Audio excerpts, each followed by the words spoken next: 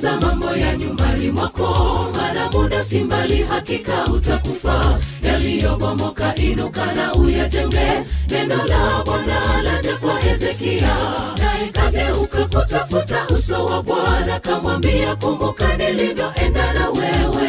Akalia sana sana, naye Bwana akamsikia. Akalia sana sana, naye Bwana akamsikia.